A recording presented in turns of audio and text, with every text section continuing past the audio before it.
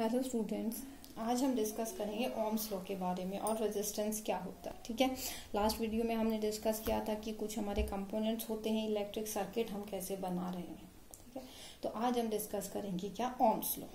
तो Ohm's law क्या कहता है। ठीक है, सबसे पहले तो देखो, आपको पता है कि लिक्विड जब हम फ्लो कराते हैं तो लिक्विड के लिए हमें क्या जरूरत होती है, प्रेशर की। ठीक है, लिक्विड को अगर हमें फ्लो कराना है तो हमें प्रेशर चाहिए, और अगर हमें करंट फ्लो कराना है तो हमें क्या चाहिए, चार्ज, पोटेंशियल डिफरेंस। सबसे पहले बात आती है पोटेंशियल डिफरेंस की। ठीक है, तो पोटेंशियल डिफरेंस के लिए हमें क्या चाहिए, चार्ज चाहिए। पोटेंशियल डिफरेंस होगा तभी हमारा फर्दर करंट फ्लो करेगा।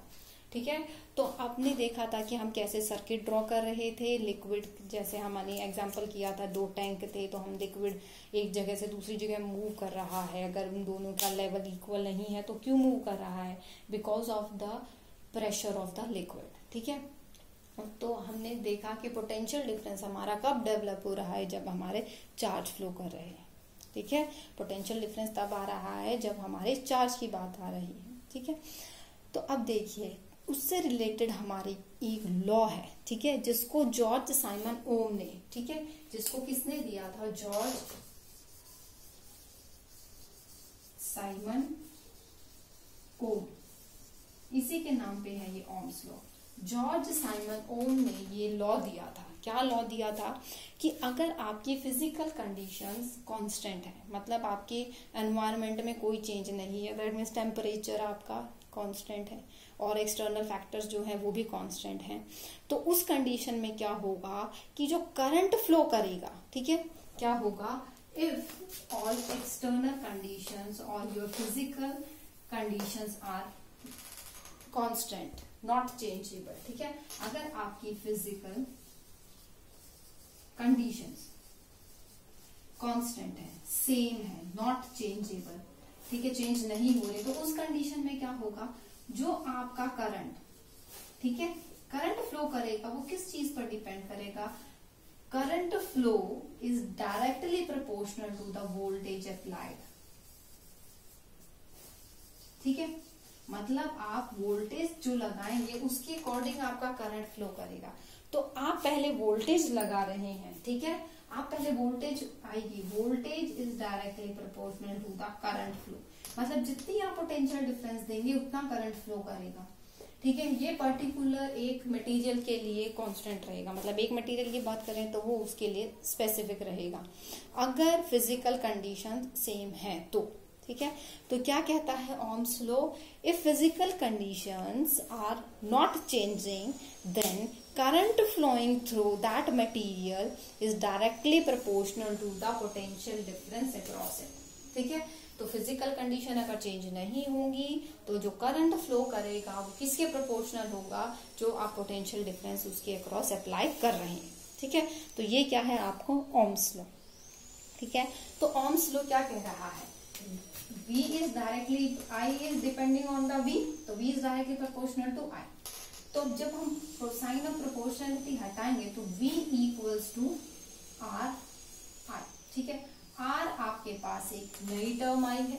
ठीक है, R आपके पास एक नई टर्म आई है, ये कांस्टेंट ऑफ प्रोपोर्शनलिटी है। ये किस चीज पर डिपेंड करता है कि आपका मटेरियल क्या यूज कर रहे हैं आप, उसका साइज क्या है, उसका टेम्परेचर क्या है। ठीक है, मतलब आपका अगर टेम्परेचर वेरी करेगा तो आपका करंट भी वेरी करेगा, क्योंकि हमने डेफिनेशन में यही पढ़ा ना कि जो आपका करंट है वो एक्सटर्नल फिजिकल कंडीशंस जो है उनमें अगर चेंज नहीं होगा तो कांस्टेंट अमाउंट हमेशा वही शो करेगा। ठीक है, तो क्या है, ये आपका है कांस्टेंट ऑफ प्रोपोर्शनलिटी। ठीक है, कांस्टेंट ऑफ प्रोपोर्शनलिटी।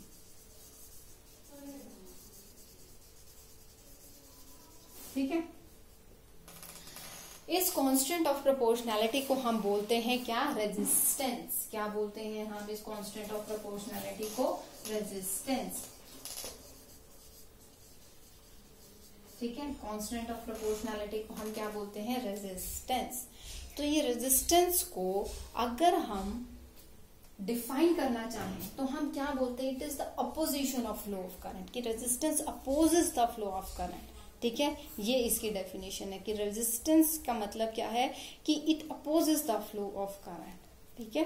तो जो ये रेजिस्टेंस है ये आपका कांस्टेंट ऑफ प्रोपोर्शनैलिटी है और ये किस चीज पर डिपेंड करता है, आपका मटेरियल यूज क्या कर रहे हैं, आपका टेम्परेचर क्या है और आपका उसका साइज क्या है। ठीक है, तो रेजिस्टेंस यहां से आप बोल सकते हैं ना कि R इक्वल्स टू V/I। ठीक है, नॉर्मली देखो अगर हम इसको डिफाइन करते हैं तो अगर आप इस रिलेशन को देखकर डिफाइन करें तो आप ये बोलेंगे ना कि V पर डिपेंड कर रहा है, I पर डिपेंड कर रहा है, बट इट्स रॉन्ग। ठीक है, ये कांस्टेंट ऑफ प्रोपोर्शनैलिटी है, it does not depend on the current flowing और द वोल्टेज अप्लाइड। ठीक है, it is material dependent factor. ठीक है, it is material dependent factor.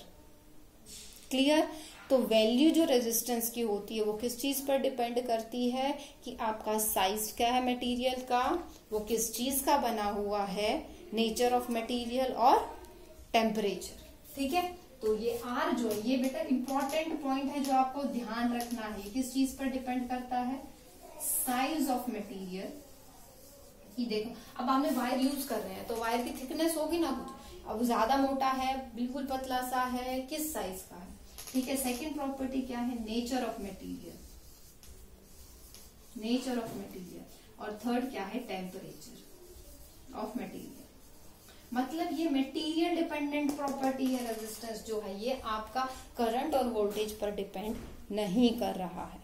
ठीक है, तो डेफिनेशन में you can say that resistance of a conductor is the ratio of potential difference across with to the current flowing through it. ठीक है, क्योंकि हम ऐसे डिफाइन कर सकते हैं इसको। लेकिन रेजिस्टेंस क्या है, इट इज द अपोजिशन, ये ऑब्स्ट्रक्ट करता है आपके फ्लो ऑफ इलेक्ट्रॉन्स को, क्योंकि हम फ्लो ऑफ इलेक्ट्रॉन्स को ही तो करंट बोलते हैं। ठीक है, फ्लो ऑफ इलेक्ट्रॉन्स को ही हम करंट बोलते हैं। तो जो रेजिस्टेंस है उसका जो हम सिंपल यूज करते हैं वो हमारा क्या आता है, ऑब्स्ट्रक्टेड, ऑब्स्ट्रक्शन। ठीक है, ऑब्स्ट्रक्शंस कैसे होती हैं हमारी, अगर हम जिगजैग जिगजैग कर दें, ये ऑब्स्ट्रक्शंस हो गई, तो ये आपका रेजिस्टेंस का सिंबल है। ठीक है, ये आपका क्या है, रेजिस्टेंस का सिंबल है। क्लियर? तो अब अगर ओम्स लॉ, ठीक है, ये आपका रेजिस्टेंस का सिंबल है। अब अगर बात आती है ओम्स लॉ, तो हमने बोला कि it directly current flows is directly proportional to the voltage applied across it. अब डायरेक्टली प्रोपोर्शनल है तो जो अगर ग्राफ प्लॉट करेंगे आप V और I का, तो क्या आएगा, वो स्ट्रेट लाइन आएगा। ठीक है, V और I का जो ग्राफ आएगा वो क्या आएगा, स्ट्रेट लाइन आएगा। ठीक है, तो ये क्या है, आपका ओम्स लॉ का ग्राफ है। जब आप पोटेंशियल डिफरेंस अप्लाई कर रहे हैं और उसका बाद क्या हो रहा है, करंट फ्लो कर रहा है। ठीक है, तो ये आपका क्या है, आपका लीनियर ग्राफ आता है। कैसा ग्राफ आता है, आपका लीनियर ग्राफ आता है। ठीक है, बट थ्योरेटिकली। क्लियर? ये आपका थ्योरेटिकली आता है। क्लियर? अब थोड़ी रेजिस्टेंस की बात करते हैं। डेफिनेशन आपको पता चल गई है, V/I हम इसको लिखते हैं, R इक्वल्स टू V/I। आपको रेजिस्टेंस निकालना है and it is a material dependent factor, it is independent of voltage and current. Clear? अब इसकी अगर यूनिट की बात करें, ठीक है, यूनिट ऑफ रेजिस्टेंस, इसको हम रिप्रेजेंट कराते हैं ओम। ठीक है, ये सिंबल हम यूज करते हैं, जैसे मीटर के लिए हम M यूज करते हैं।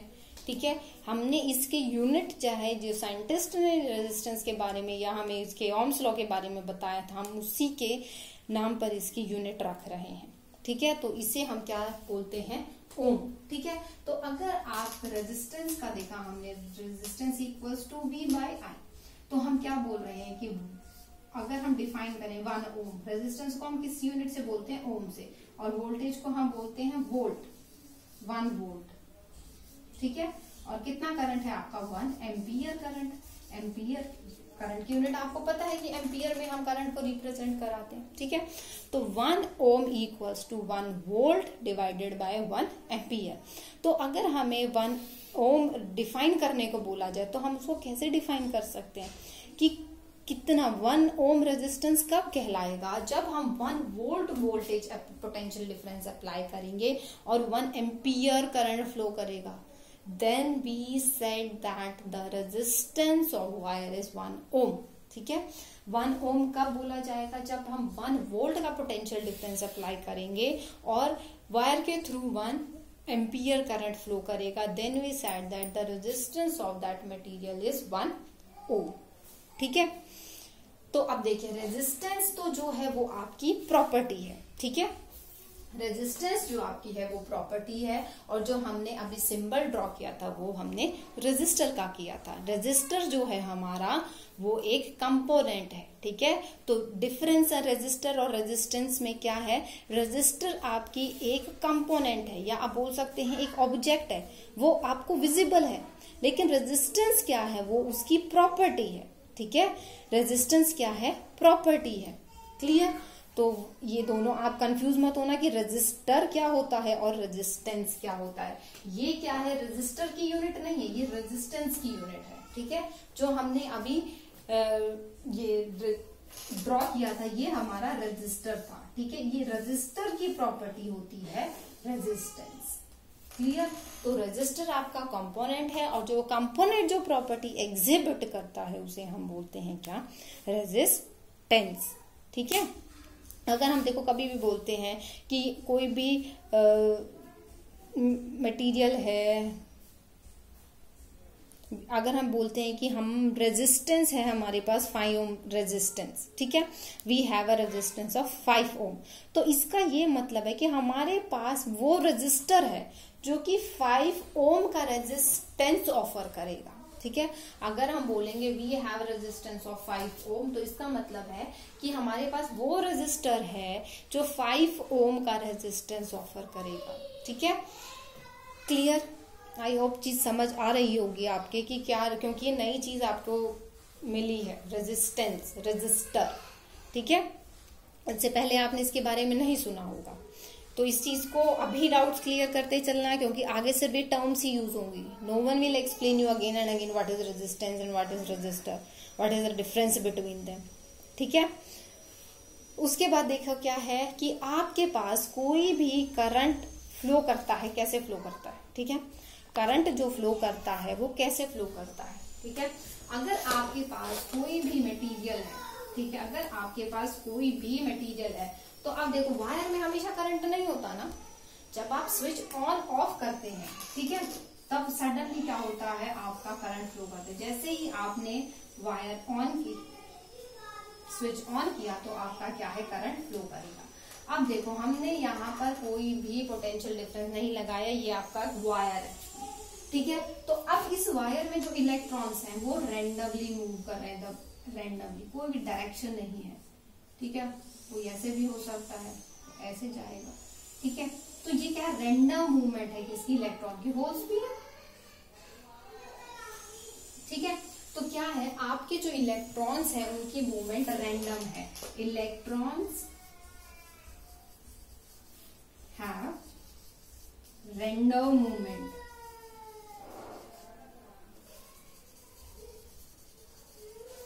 कब रैंडम मूवमेंट है? When no potential difference is applied. अगर आपने कोई भी पोटेंशियल डिफरेंस अप्लाई नहीं किया है, तो आपका इलेक्ट्रॉन्स जो प्रेजेंट हैं वो आपके क्या हैं? किसी भी डायरेक्शन में मूव कर रहे हैं। ठीक है, अब आप देखो क्लास में है टीचर, तो टीचर अगर पढ़ा रही है, टीचर अगर क्लास में प्रेजेंट है, all students you all are electron. ठीक है, and teacher is like a potential difference. Clear? समझने की कोशिश करो। अगर टीचर क्लास में नहीं है तो आप सब अपना काम करने में बिजी हैं। कोई पीछे मुड़ रहा है, कोई साइड में देख रहा है, कोई आगे वाले से बात कर रहा है, कोई खड़ा होके उस बेंच पर गया है। तो क्या है? They all are randomly moving.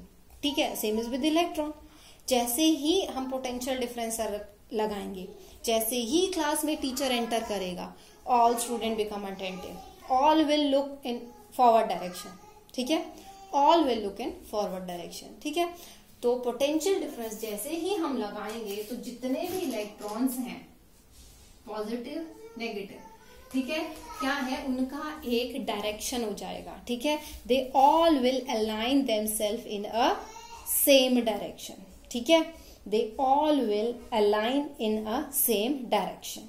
ठीक है, तो इलेक्ट्रॉन्स क्या करेंगे? वो हमारे मूव करना स्टार्ट कर देंगे। ठीक है, इलेक्ट्रॉन्स हमारे क्या करेंगे, मूव करना स्टार्ट कर देंगे। ठीक है, इस डायरेक्शन में था तो हम इसी में बना लिया मैंने पॉजिटिव। इलेक्ट्रॉन सारे इस डायरेक्शन में मूव करना स्टार्ट कर देंगे, straight, they will align themselves in a straight line. ठीक है, तो क्या होगा, जैसे ही हम पोटेंशियल डिफरेंस लगाएंगे तो जितने भी इलेक्ट्रॉन्स प्रेजेंट हैं हमारे, वो क्या करेंगे, एक डायरेक्शन में मूव करना स्टार्ट कर देंगे। ठीक है, तो बेटा ये था क्या, इसका थ्योरेटिकल। ठीक है, आप इसको पढ़ना। अब देखो न्यूमेरिकल्स किस तरीके से आ सकता है आपका। ठीक है, इससे पहले देखो हमने पढ़ा था वोल्टेज क्या होता है, work done divided by charge, जब हमने पढ़ा था। तो बेटा इस पे बेस्ड आपका न्यूमेरिकल आ सकता है। ठीक है, हमने पढ़ा था ना पोटेंशियल डिफरेंस के, जब हमने पढ़ा था पोटेंशियल डिफरेंस क्या था, हम वर्क डन कर रहे हैं in moving a charge from one point two another, वो हमारा पोटेंशियल डिफरेंस था। तो इस पे बेस्ड आपका न्यूमेरिकल आ सकता है। अब आपको बोल दिया गया है कि 4 कूलम का अगर चार्ज है और वो एक पॉइंट जो कि 100 वोल्ट से लेके 120 वोल्ट तक है। ठीक है, तो कितना वर्क डन वो करेगा। ठीक है, कितना वर्क डन करेगा, तो आप वोल्टेज निकाल लेंगे, मतलब 100 से 120 गया तो कितनी वोल्टेज आ गई, 20 वोल्ट की वोल्टेज आ गई। ठीक है, तो और चार्ज आपके पास गिवन है, तो वर्क डन क्या हो जाएगा, work done equals to Q into V। अब चार्ज की वैल्यू कुछ भी गिवन हो, वोल्टेज की वैल्यू कुछ भी गिवन हो, work done you can easily calculate by using the formula. ठीक है, उसके बाद देखो आपसे और रेजिस्टेंस के बेसिस पे क्वेश्चन और बता देती हूँ। ठीक है, अब रेजिस्टेंस आपको बोल दिया गया है कि आपको बोला गया है कि एक आपके पास अप्लायंस है। ठीक है, अगर वो इनिशियल ऑफ कंडीशन में है तो उसका 1 ओम रेजिस्टेंस है। ठीक है, वो करंट कितना लेता है, 0.3 एम्पियर का करंट लेता है। ठीक है, और किस वोल्टेज सोर्स से लेता है, 2 वोल्ट। ठीक है, तो मतलब क्या दिया हुआ है, अब आपको बोला है calculate the resistance of the bulb.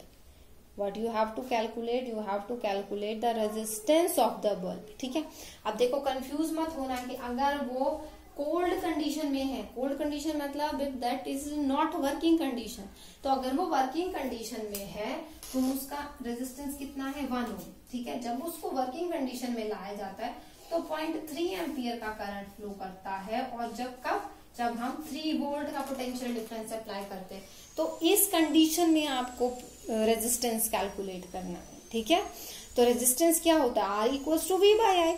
अब आपको वोल्टेज पता है, आपको करंट पता है, सीधा निकाल लेंगे आप। ठीक है, और बेटा यूनिट का ध्यान रखना, हमेशा मिली एम्पियर हो सकता है, एम्पियर हो सकता है, तो उस कंडीशन में क्या करना पड़ेगा, आपको उस यूनिट को कन्वर्ट करना पड़ेगा। ठीक है, अब देखो एक क्वेश्चन आपसे पूछ लिया जाए कि कितना करंट फ्लो करेगा। अगर हम एक अप्लायंस के थ्रू हमने वोल्टेज लगाई है, जो आपके घर पे वोल्टेज आती है, चलो आपका एक ले लेते हैं, आपकी प्रेस है, 220 वोल्ट की सप्लाई आ रही है। ठीक है, और प्रेस का जो रेजिस्टेंस है, ठीक है, वो है आपका 50 ओम। ठीक है, प्रेस का रेजिस्टेंस क्या है आपका, 50 ओम है। That means R equals to 50 ohm. ठीक है, आपके घर पे सप्लाई आ रही है वोल्टेज, दैट इज 220 वोल्ट। तो इसने बोला है कि कितना करंट ड्रॉ करेगा ये, तो I इक्वल्स टू फॉर्मूला पता है आपको, V बाय R। तो कितना हो जाएगा, 220 वोल्ट बाय 50। तो आपके पास क्या है, जो भी वैल्यू आएगी वो आएगी आपकी करंट। ठीक है, करंट कितना आ जाएगा, 4.4 एम्पियर करंट आ जाएगा जब यू विल डिवाइड। ठीक है, तो कितना आ जाएगा आपका, ये सीधी सिंपल सी कैलकुलेशन है, 4.4 एम्पियर का करंट ये ड्रॉ करेगा। ठीक है, तो बेटा यहाँ से ये बहुत सिंपल से न्यूमेरिकल्स हैं जो आपके आ सकते हैं, तो इस टॉपिक को अच्छे से कवर करना। ठीक है, और सारे न्यूमेरिकल्स अच्छे से सॉल्व करना जो भी आपकी बुक में गिवन है। क्लियर, इसके बाद हम रेजिस्टेंस फैक्टर्स पढ़ेंगे कि किस चीज पर डिपेंड करता है, कैसे हम उसको मतलब करते हैं। ठीक है, क्लासिफिकेशंस करेंगे हम उसकी, मतलब फर्दर जो हमें करना है क्लासिफिकेशंस हैं, और आपका रेजिस्टेंस जो है वो प्रॉपर्टीज जो हमने अभी सिर्फ नाम पढ़ा है। ठीक है, हमने जो अभी नाम पढ़ा है उस सब चीजों को हम क्या है डिस्कस करेंगे। क्लियर, तो बेटा बुक में जो न्यूमेरिकल्स हैं, और सबसे पहली बात बुक से इसकी थोरो रीडिंग करनी है, आपको अच्छे से स्टडी करना है, point to point, word to word, line to line. ठीक है, then only all concepts will become clear to you. ठीक है, अगर किसी को कोई प्रॉब्लम रहती है, कोई पॉइंट नहीं समझ आया है तो आस्क, ठीक है। और स्टार्ट प्रिपेयरिंग योर नोट्स। ऐसा नहीं है कि जिस दिन मैम बोलेंगे उसी दिन एकदम से नोट्स बनाना शुरू करना है। अपने नोट्स आपके साथ बनाते रहिए, जो पॉइंट्स आपको बोले जा रहे हैं वो आप लिखते रहिए, ठीक है। Thank you students.